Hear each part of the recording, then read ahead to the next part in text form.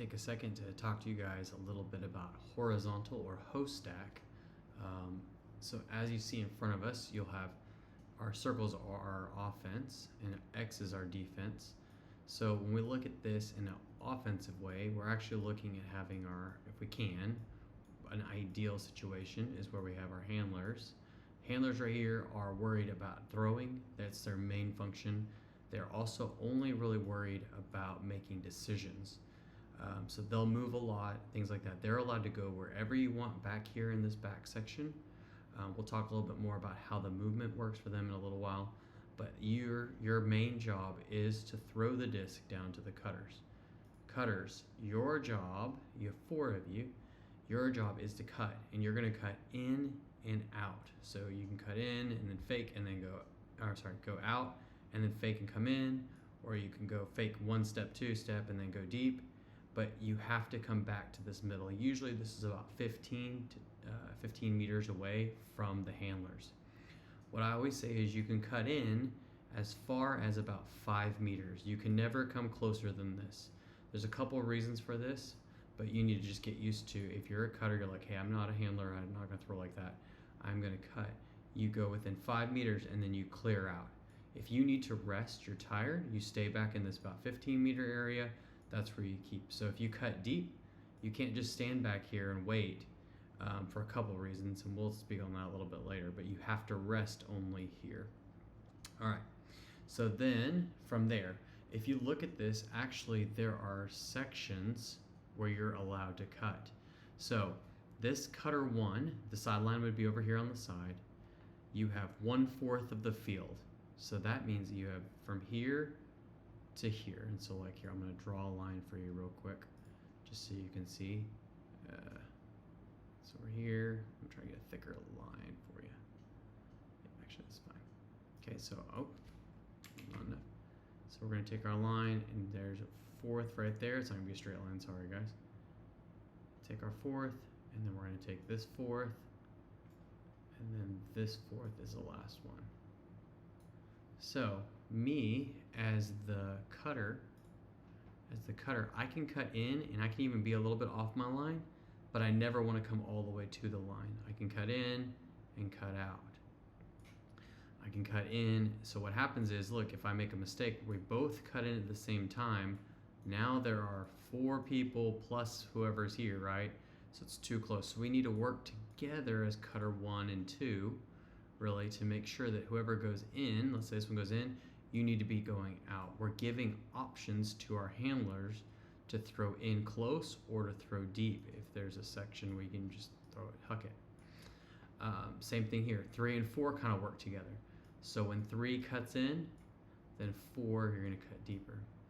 Usually our people who are like really sure-handed, like always catch the disc, are gonna be our cutter 2, cutter 3, and 4 and 1 usually you're gonna be your deep if you can, the further throw. For a couple reasons. One being that the disc, we want to throw deep throws kind of on the outsides. We don't really want to throw over the middle. There's just too many people here. So you're allowed to cut anywhere in this section. So people who like to be open and you feel like you can get open easily, this is a really nice way for you to be able to pick how hard you really want to go and what position you want to go. Do I want to go deep or in? And at any point you can throw the disc to them. So let's say the disc gets stuck over here, okay? Stuck on this side. So what we're gonna do then, actually I'm gonna take this real quick so you guys can see. I'm gonna make this a different color too. Let me look at that shape format and let's make it red. Okay, so this is the disc, just so we can kind of follow it. So the disc's over here. As a thrower, it's gonna be really hard to throw this disc in or out for cutter 1. So if the disc is in this position, you can come back to your rest position and just kind of watch. If the disc gets thrown maybe here, then you could cut deep quickly for a huck, but you're basically going to rest until the disc gets reset. If the disc gets thrown, let's say we're handling, the disc gets thrown over here, I have options of throwing to 1, 2, and 3. But 4, it would be very difficult to throw to you, and it would be ill-advised. We would not want to do that because there's so many people we're going to have to throw over. So only if maybe this guy's in, then you would just go deep and run. And then After you're standing there for a minute, nothing happens. Maybe your defender gets caught up to here. You want to run back in. So otherwise, cutter 4, you're just kind of chilling, hanging out in about that 15-meter area. All right, so ideally, disc is in the middle. So handlers, you can swing the disc back and forth and get the disc moving while these cutters are cutting in, out, and out then in, or vice versa. But you can cut wherever you want. Now, there is one thing that I like to let everybody know, is that let's say you cut deep and the throw comes in over here. The only time you can cut over the line is when it's a deep cut and you're going towards the disc. You got to go meet it. You can't just stay in your area. So if the disc is thrown a little bit inside, then you want to go ahead and run to it. And then as soon as you catch the disc, and then maybe this guy runs beside and you throw it to them, you got to get back into your area. So we can get into that area only when it's deep, and then we need to get back as quick as we can back into this section. So let's say we cut here.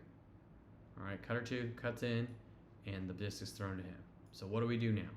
All right, cutter 3, you're going to go about 15 meters. Cutter 4, you're 15 meters, and go. Now you can continue to keep cutting while you're doing that, but you've got to move away from them, kind of like a ladder. You're moving like a ladder. Handlers, you are to come up, and you're supposed to come and get the dump. You're going to move up in your position. These 2 handlers are really the ones going to help because they're the closest ones. You can cut in front. Oops, wrong thing. You can cut in front, or you can cut behind, but don't hit each other. You want to stay away from each other. Give multiple options. Throw the disc, and now we're back reset to about 15 meters, and you're going to move over, and everybody's in position again. So we continue to move like a ladder, moving up the field where we originally started back here, and we're now continuing to move up the field. That is the main portion of handling, playing offense on this. Now, what we do want is, if I get the disc, we want to not just look straight back for the handler. You want to give them time to come up and get the disc. So you're going to turn, look upfield, and you're going to count to 2 to 3. So stall 1, stall 2, stall 3. If you don't see anything in that time to throw to them, so let's say 3 cuts out, there's nothing there, then you're going to wait for your handler, turn around, look at one handler, you're going to stay with them. Don't look anywhere else. Look with them, and you're just going to throw the disc to them, and then clear out. Make sure you stay with them. It's important that you, when I say stay with them, I mean look at them. The reason being is the handler has to move to get open, but if you keep switching, then you're going to miss the chance that you have to throw the disc to them. The next thing is this, is when I go in to look, so I catch the disc, I'm going to look up the field. Let's say the defender maybe was off, and this is open. If it's an 80%, so I'm saying like 8 times out of 10, or a 10 out of 10, so 100%, you can make this throw, then you throw it, and you make the catch. If the defender maybe is on the wrong side, defender maybe goes to this wrong side, and you have area to throw to them and move up kind of like in a hex, then you just keep moving the disc up and down the field, and then maybe your defender comes up, and so you clear out a little bit, and the handlers are still running up the field, so you could maybe even get more throws in. We want that fast break, we call it a fast break, where all the momentum's moving up the field, but the throws need to be high percentage. I cannot express that enough. If you get that feeling on the back of your neck, like, oh, maybe I could do that, and you get that kind of tense feeling, you don't ever throw it. Okay, we have plenty of time, there's plenty of options, but if it's available, we want to take the easy throws and we always take what they give us. All right, that's something we've got to make sure we understand, is we take what they give us, especially in this kind of offense. There's a lot of space, a lot of space, and defenders get bored or lazy, and they'll end up playing in or poaching in, maybe moving over to the middle. As soon as that happens, you can take off field, or you can move this way as a handler, you can take off. So we want to get that space and use what they give us. Let's say throw the disc, and then you can reset. Now, let's talk about handlers for just a second. So cutters, this is really important. Handlers, it's good to know this as cutters, but handlers, it's really important you hear this part. When you hear stall 6, so let's say this guy has the disc, okay? Stall 6. You're going to yell out 6, 6, 6. Everybody on the field needs to hear it. The reason why is now your 2 handlers are going to cut for you to make sure they're open. The way we do this is this side cuts up line and this side would cut back line. Okay, so again, this side goes, this side would go up line, this side goes back line. The reason why is this. The defender's on this side forcing flick, okay, forcing flick. When this one cuts, if they cut this way, the defender could see them on the back side.